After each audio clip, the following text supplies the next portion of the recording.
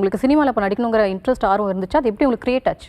So நான் ரொம்ப சின்ன வயசுலேருந்தே எப்படி சொல்லலாம், ஆனால் சினிமாவில் நடிக்கணுங்கிறது கிடையாது. ஆனால் நான் சினிமாவில் பார்க்குற எல்லா கேரக்டர்ஸும் இல்லை, நான் ஒரு 4-5 வயசுலேருந்து இருக்கும்போதே வந்து திருப்பி வீட்டில் ரீக்ரியேட் பண்ணிகிட்டே இருப்பேன். ஒரு பிரபுதேவா சாரோட அந்த ஒரு பாட்டு வரும்போது ஒரு மாதிரி கடுக்கன் போட்டு அது மாதிரி டான்ஸ் ஆடுறதா இருக்கட்டும், இல்லை ஆளவந்தன் வந்து இப்போ மொட்டை அடிச்சுட்டு மூஞ்சி ஃபுல்லாக அந்த பபிள்கம்மில் ஒரு டேட்டூ எல்லாம் இருக்கும், அந்த மாதிரிலாம் ஓட்டிட்டு. ஸோ அது எப்போவுமே இருந்திருக்கு. பட் ஆனால் எனக்கு பயங்கர ஸ்டேஜ் ஃபியர் அந்த மாதிரிலாம் இருக்கும். ஸோ அது பெருசாக பர்சியூ பண்ணதில்லை. பேக் ஆஃப் த மைண்டில் பிடிக்கும், ஒரு என்டர்டெயின் பண்ணுறதுக்கோ இல்லை ஒரு 4 பேர் அவங்க பார்க்குறாங்க, அது வந்து எப்போவுமே பிடிக்கும். பட்டு அது பெருசாக ஃபாலோ பண்ணதில்லை. பட்டு அவ்வளோதான், அப்படியே லைஃப்பில் நடந்தது. நான் சென்னையில் படிக்க வந்தேன்.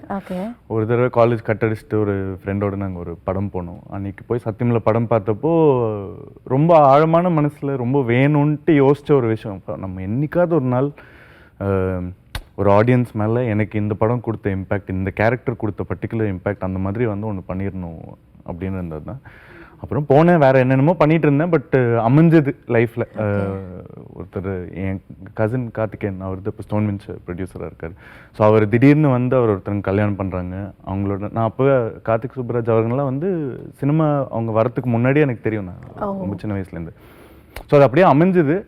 சரி, ஓகே. ஒரு பாயிண்டில் நான் படித்தேன், போய் திருப்பி வந்து ஹையர் ஸ்டடீஸ் படித்தேன், வந்தேன், கோயம்புத்தூரில் வேலை பார்த்துட்டு இருந்தேன். பிடிக்கல. திருப்பி மனசுக்குள்ளே ஏதோ ஒன்று இல்லை, சினிமா சொல்லிகிட்டே இருந்தது. சரி, ஓகே, பர்சியூ பண்ணலான்னு இங்கே வந்தது தான்.